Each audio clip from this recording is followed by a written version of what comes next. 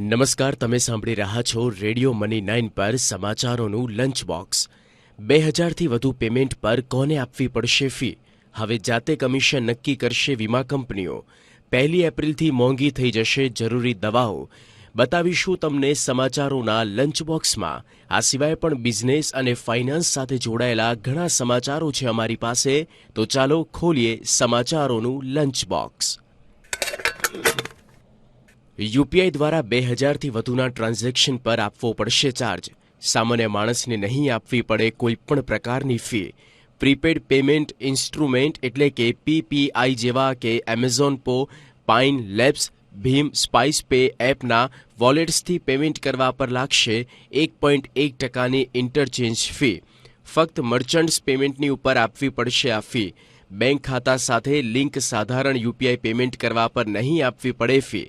Circular જાહેર કરીને national payments corporation of India એટલે કે એનપીસીઆઈએ એપ્રિલ 1થી લાગુ કરવાની વાત કરી। વીમા કંપનીઓ હવે પોલિસી ધારકો પાસેથી લેવામાં આવતું કમિશન જાતે નક્કી કરશે। વીમા પ્રોડક્ટના વેચાણ માટે ચૂકવણી કરવામાં આવતા કમિશનની વ્યક્તિગત મર્યાદાને કરવામાં આવી સમાપ્ત। વીમાની પહોંચ વધારવી છે આ નિયમમાં ફેરફારનો ઉદ્દેશ। વીમા નિયામક ઇરડાનું કહેવું છે કે પોલિસી ધારકોના હિતોની સાથે નહીં થાય કોઈપણ પ્રકારની સમજૂતી। ખર્ચ સીમાની મર્યાદામાં રહે કમિશન એ સુનિશ્ચિત કરશે નિયામક। 1 એપ્રિલથી મોંઘી થઈ જશે જરૂરી દવાઓ। પેનકિલર્સ, એન્ટીબાયોટિક્સ સહિત અંદાજે 900 દવાઓની વધશે કિંમત। પેરાસિટામોલ, હૃદય સંબંધી દવાઓમાં થઈ શકે 12%નો વધારો। દવાઓના કાચા માલનો ખર્ચ વધવાથી વધી રહ્યા છે દવાઓના ભાવ। પાન આધાર જોડવાની સમય મર્યાદા વધી। હવે 30મી જૂન 2023 સુધી કરી શકે છે પાન આધાર સાથે લિંક। પહેલા તેની સમય મર્યાદા હતી 31 માર્ચ। નક્કી સમય મર્યાદા સુધી પાનને આધાર સાથે લિંક નહીં કરો તો પાન થઈ જશે નિષ્ક્રિય। પાન નિષ્ક્રિય થવાથી કરદાતા નહીં કરી શકે રિફંડ અને વ્યાજનો દાવો। પાન આધાર લિંક ન થાય તો વધુ દરે લેવામાં આવશે ટીડીએસ અને ટીસીએસ। એપ્રિલથી નેશનલ હાઈવે પર મુસાફરી કરવાનું થઈ જશે મોંઘું। 1 એપ્રિલથી ટોલ ટેક્સના દરમાં થઈ શકે છે 10થી 15%નો વધારો। 2022માં ઇન્ડિયન નેશનલ હાઈવે ઓથોરિટીનું ટોલ ટેક્સ કલેક્શન હતું 50,855 કરોડ રૂપિયા। 2023 માટે કુલ ટોલ કલેક્શનનું લક્ષ્ય રાખવામાં આવ્યું 70,000 કરોડ રૂપિયા। આ લક્ષ્યને પૂર્ણ કરવા માટે ટોલ ટેક્સ દરમાં કરવામાં આવશે વધારો। ટોલ ટેક્સ વધવાથી બસ અને ટ્રકના ભાડામાં થશે વધારો। હાલના ડિમેટ ખાતા ધારકો માટે નોમિનીનું નામ આપવા કે આ વિકલ્પમાંથી દૂર થવાની સમય મર્યાદા વધારવામાં આવી। 31 માર્ચના બદલે હવે સપ્ટેમ્બર અંત સુધી કરી શકો છો આ કામ।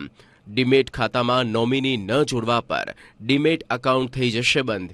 જે રોકાણકારોએ 1 ઓક્ટોબર 2021થી નવા ડિમેટ એકાઉન્ટ ખોલ્યા છે તેમની પાસે જાહેરનામા દ્વારા નોમિનીનું નામ આપવા કે તેનાથી હટવાનો વિકલ્પ।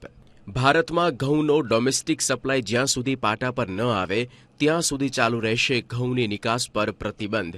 ભારતીય ખાદ્ય નિગમે ઘઉંની નવી ખરીદી શરૂ થવાના પગલે સસ્તા દરે ઘઉં વેચવાનું કર્યું બંધ।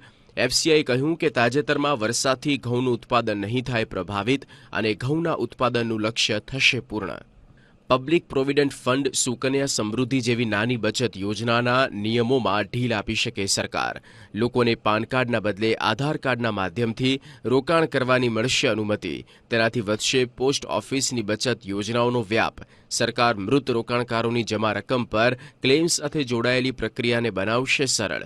નોમિનેશન પ્રક્રિયા પણ બનશે સરળ। એરપોર્ટ પર computed tomography, X-ray, baggage scanner લગાવવાનો વિચાર કરી રહી છે સરકાર।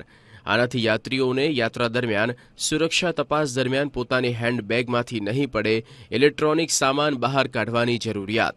હાલ યાત્રીઓને એરપોર્ટ પર સુરક્ષા તપાસ દરમિયાન અલગ ટ્રેમાં કાઢીને રાખવો પડશે ઇલેક્ટ્રિક સામાન।